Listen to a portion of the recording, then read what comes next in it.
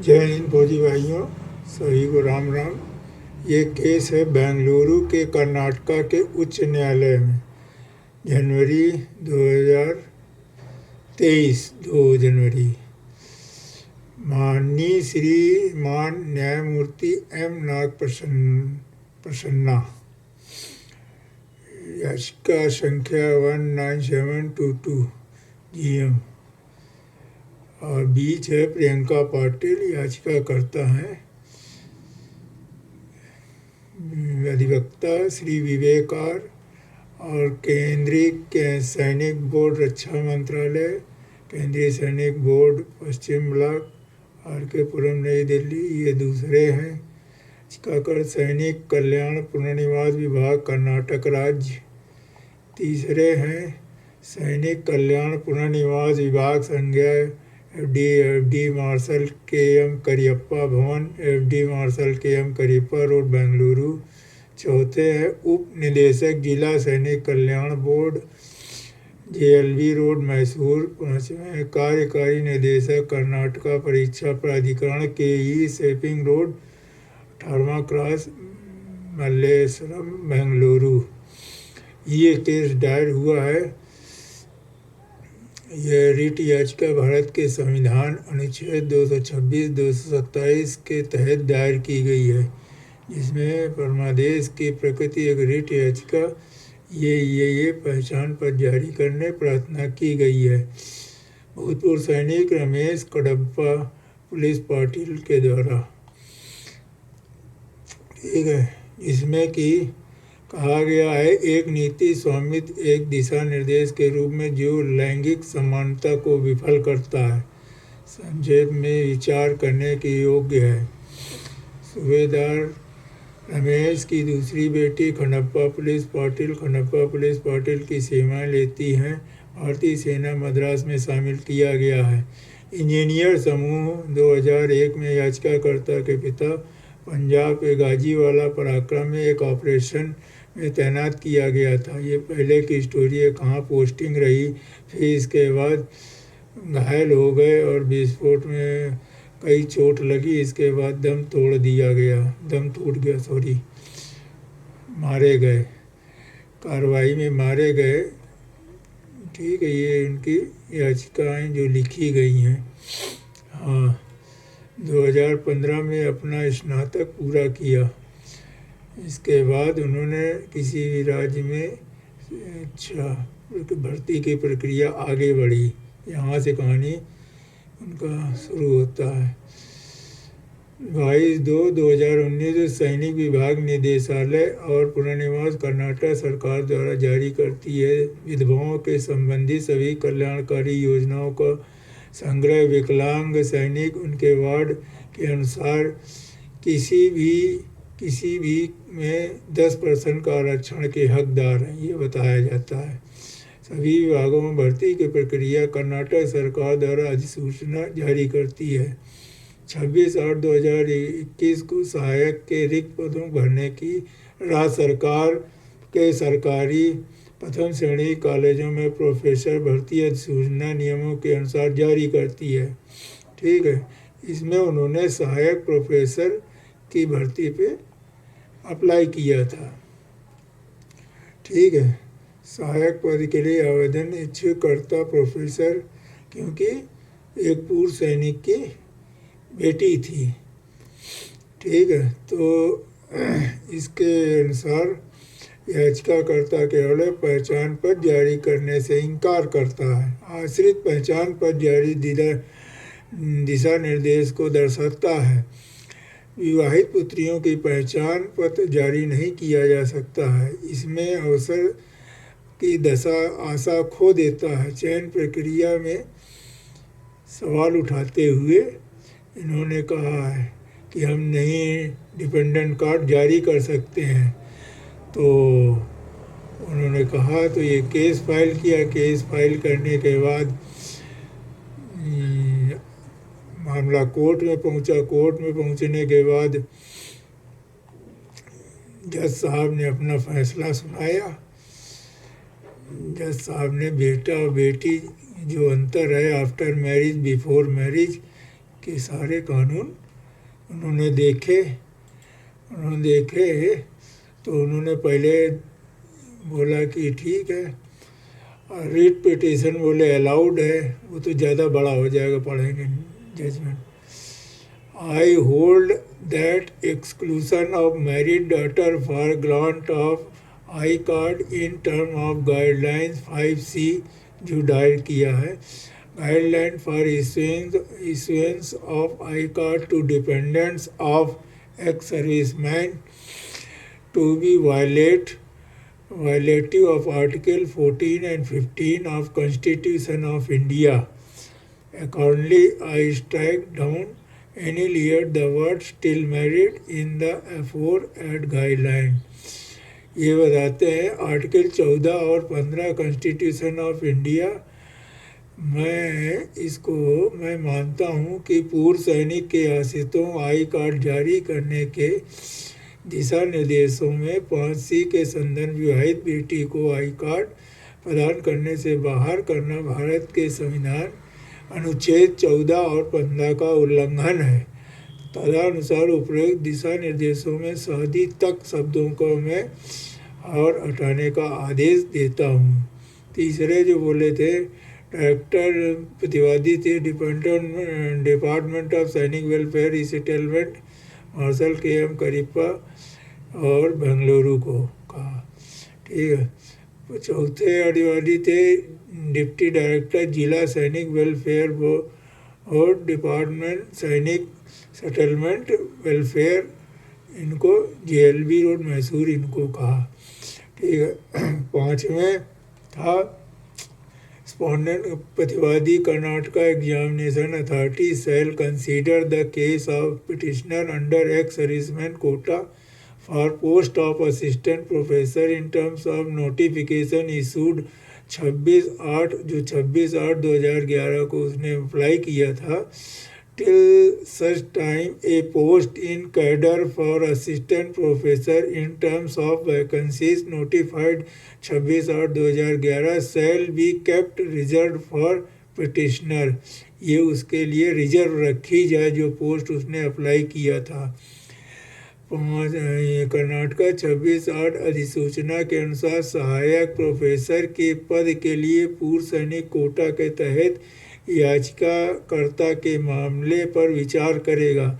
ऐसे समय तक 26/8/2021 को अधिसूचित रिक्तियों के संदर्भ में सहायक प्रोफेसर के संवर्ग में एक पद याचिकाकर्ता के लिए आरक्षित रखा जाए। मतलब जो भर्ती के लिए उसने अप्लाई किया था लड़की ने, तो उन्होंने कहा कि पांचवें प्रतिवादी के कि ये जो कर्नाटका परीक्षा प्राधिकरण है उसमें वो पद एक उसके लिए आरक्षित किया जाए, ठीक है। Karnataka high court single bench में 2 जनवरी को एक आदेश में फैसला सुनाया। इस कार्ड का लाभ बेटा शादी के पहले भी उठाता है और बाद में भी तो भी वो बेटा ही रहता है। वहीं अगर एक बेटी इस कार्ड को विवाह से पहले इस्तेमाल करती है तो ठीक, लेकिन शादी के बाद इसके इस्तेमाल पर रोक क्यों? जब विवाह के बाद बेटे की स्थिति में परिवर्तन नहीं तो बेटी की स्थिति में कैसे परिवर्तन हो सकता है? बेटी का विवाह उसकी स्थिति को नहीं बदल सकता और न ही बदलेगा। विवाहित बेटी ही रहती। कर्नाटका हाई कोर्ट ने लैंगिक भेदभाव और अच्छा कल्याण मापदंड को खारिज कर दिया और इसके बाद कहा कि जो उसने असिस्टेंट टीचर के तौर पे अप्लाई किया था वो पोस्ट खाली कर दिया जाए और इनको डिपेंडेंट कार्ड 5C के तहत इन्होंने उल्लंघन किया है, इनको 2 सप्ताह के अंदर डिपेंडेंट आई कार्ड इशू किया जाए। ये पूरा क्या नाम इसमें दिया हुआ 31 पेज का है। और भी जो है लास्ट में जज साहब ने जो सुनाया है आदेश उसका इसमें दिया हुआ है जो ऐलान किया था। और क्या क्या है, बेटियां पुत्र 25 वर्ष की आयु पूर्ण कर लेने पर आश्रित न रहने पर जो पहले विकलांग होने आजीवन बेरोजगार और बेटियां शादी तक या विकलांगता के बेरोजगार जीवन भर स्थायी रूप नवीनीकरण काफ़ी लंबा जजमेंट है, इसमें ज़्यादा टाइम लगेगा। ये क्या है, बेटों को आई कार्ड जारी किया जाता है इनके अधीन 25 वर्ष का होता था पहले कि लड़कों को, बेटियों को शादी के बाद नहीं होता था। तो न्यायाधीश साहब ने अपना फैसला सुनाया है जो कि वाकई काबिले तारीफ और ऐतिहासिक फैसला है, इसलिए इसको पढ़ना और जानना समझना बहुत ज़रूरी है। काफ़ी लंबा है, आगे चलते हैं। फैसले की तरफ कहाँ है, ये है।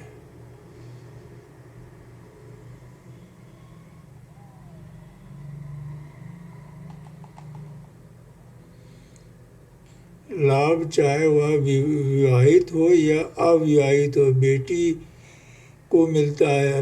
लाभ तभी होगा जब वह अविवाहित रहे। यह भेदभाव निहित है जो जैसा दिशा निर्देश लिंग के आधार पर पूर्वाग्रह को चित्रित करता है। असमानता जैसे बेटी की शादी होती है, उसका आई कार्ड प्राप्त करने के लिए बेटी की शादी का अधिकार छीन नहीं लिया जाता है। ठीक है, ये सारा कुछ इसमें दिया हुआ है।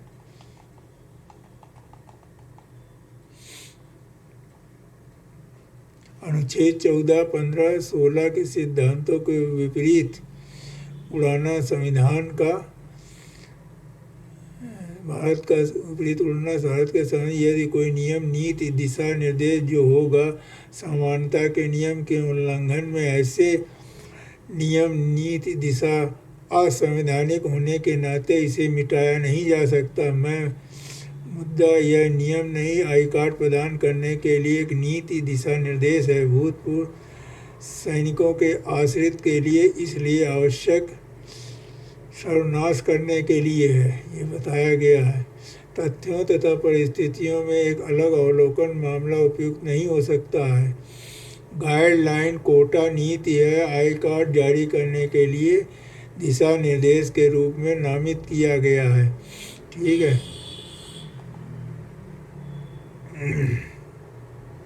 रक्षा कर्मी को संदर्भित किया जाता है, चाहे वह सेना, नौसेना, वायुसेना में हो।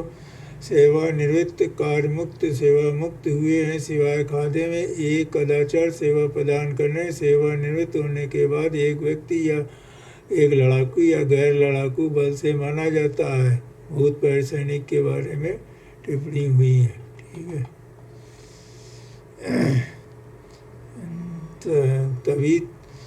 तभी मूल्यों की प्रतिबद्धता की पहचान हो सकती है।